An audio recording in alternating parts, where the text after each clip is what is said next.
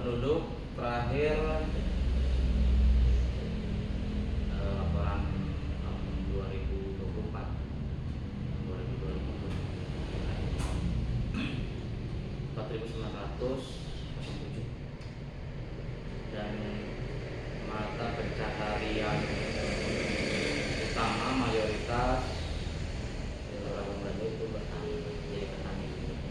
Yang kedua pedagang, petani sama pedagang mayoritas. Bisa menjelaskan sedikit Pak tentang sejarah singkat dari desa Luragung? Secara singkat, desa Luragung Lande dari tahun yang tertulis, yang terdeteksi awal itu desa Luragung tahun 1698 itu tertulis di laporan Belanda. Ditemukan oleh Profesor Tenji 1698 Luragung sudah ada.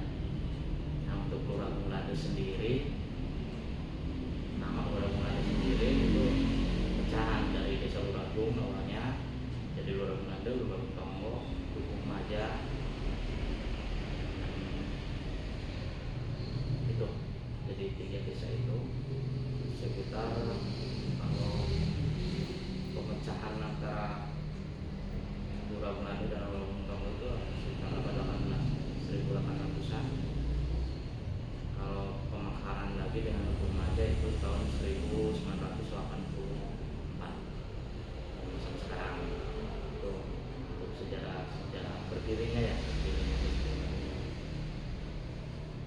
Kalau boleh tahu, berapa batas wilayah dan juga luas desa Luragung?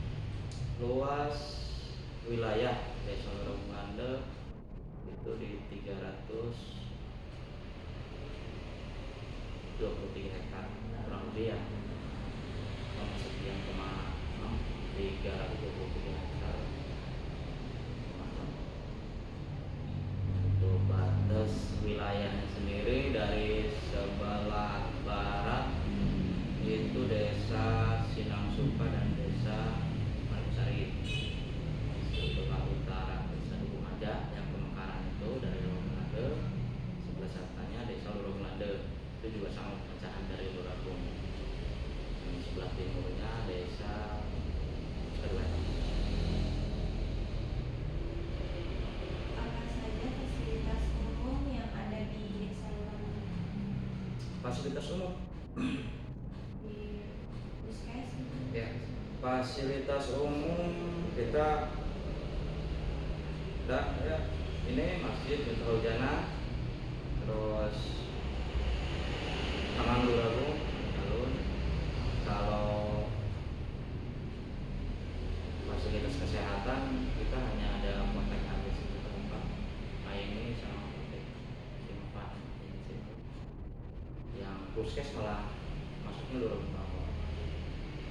Nah, terus fasilitas yang lain lagi, fasilitas olahraga, stadion, gerai haji, dan lapangan sepak bola ya. Terus lapangan bola voli itu ada di setiap dusun, 5 dusun tuh ada lapangan voli. Musola ada 13 musola.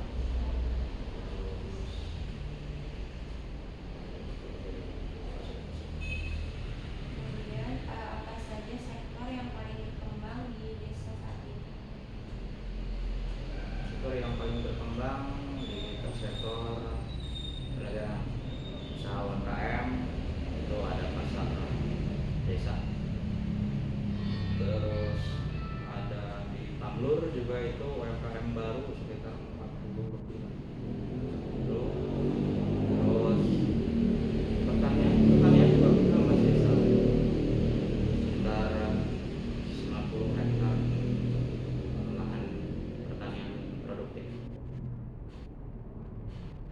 Menurut Bapak, apa potensi utama yang dimiliki desa saat ini? lagi kita ke mata pencarian ya, potensi yang ada di pertanian sama di perdagangan. Karena wilayah Desa Luragung Landeng itu pusat desa, pusat kecamatan, satu-satunya desa yang punya pasar desa. Jadi ya itu potensi perkembangan untuk perdagangannya tinggi.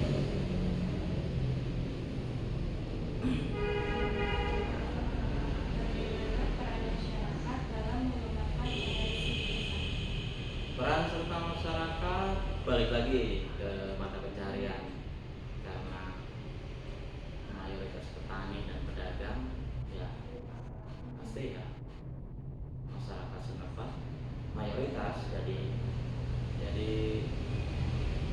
daya dukung, sumber daya manusia utama gitu. Walaupun di pasar Galuh itu bukan hanya warga desa Luragung aja yang berjualan, itu tetap mayoritas penggerak ekonomi yang ada. Apakah pemerintah desa memiliki program khusus untuk mengembangkan potensi desa? Program khusus di bidang usaha UMKM kita, contohnya salah satunya ya Taman Luragung itu direvitalisasi tahun 2023, dan itu programnya desa PMDS pemerintah desa dan didukung oleh pemerintah kabupaten. Nah, hasilnya kita bisa memunculkan UMKM baru, pedagang kaki lima baru 40, pedagang kaki lima lebih, sama plus dalam jasa-jasa mainan itu sekitar 10 kali 15 lebih. Dan itu ya, signifikan kenaikan jumlah usaha masyarakatnya gitu, kenaikannya. Dan itu salah satu program BUMDes sampai sekarang gitu, untuk perawatan, untuk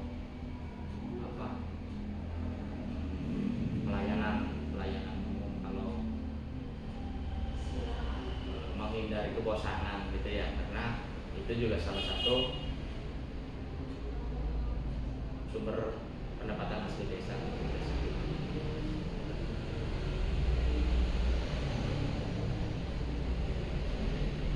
Kemudian apa saja upaya yang telah dilakukan untuk meningkatkan ekonomi masyarakat pada saat ini? Upaya ya salah satunya itu ada titik fasilitas umum, titik tempat bermain yang di sentral tengah kota kecamatan gitu ya. Kita terus salah satunya memprioritaskan warga desa Luragung dulu sebelum warga luar untuk berdagang di Taman Luragung itu. Dan di pertanian juga kita support, salah satunya ini BUMDes. Ada kewajiban desa untuk menggerakkan ketahanan pangan di pertanian sama peternakan. Kita kebetulan di peternakan, sama ada penyertaan modal juga ke BUMDes. Ada kerjanya juga, dan itu salah satu cara kita membuka lapangan kerja untuk masyarakat. Kalau boleh tahu, apa program yang sedang dilaksanakan pemerintah desa untuk beberapa bulan ke depan? Untuk beberapa bulan ke depan, kita sekarang kan akhir tahun ya, kita lagi fokus ke pelaporan pertanggungjawaban untuk pelaksanaan kegiatan di tahun 2025 dan perencanaan untuk APBD tahun 2026. Jadi kalau bicara 1-2 bulan ke depan ya, untuk tahun ini sampai akhir tahun itu fokusnya lebih ke pembukuan, lebih ke administrasi pelaporan, dan mulai lagi pelaksanaan kegiatan di Januari. Biasanya Januari itu anggaran belum tersedia. Kemungkinan antara Februari ke depan kita ya pembangunan yang sudah direncanakan tahun ini. Ya, salah satunya untuk 5 dusun tuh minimal ada 1 pembangunan fisik. Ketahanan pangan kita diteruskan tahun 2026 dan kemungkinan penambahan penyertaan modal ke BUMDes.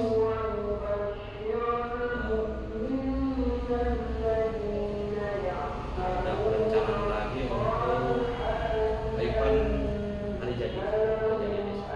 Apa harapan Bapak untuk pembangunan desa?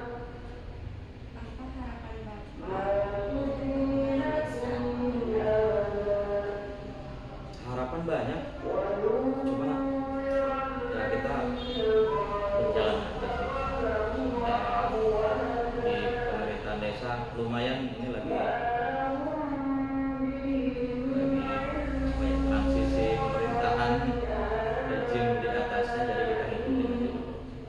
Untuk harapannya tetap aja yang baik-baik aja, kita bisa maju, bisa minimal banyak membuka lapangan kerja di desa sendiri supaya masyarakat Luragung yang terkenal urban itu bisa hidup di desa. Yang dari kota juga sudah bisa hidup di desa, bisa membuka lapangan kerja kalau bisa. Ada mata pencaharian yang tetap gitu ya di desa sendiri. Ya, tidak lebih diutamakan ke rantau. Itu aja sih. Tidak muluk-muluk. Si Nengnya nanti kan habis kuliah ya, kalau bisa mah dari sini kan ya. Intinya apa? Jangan sampai Luragung ditinggalkan.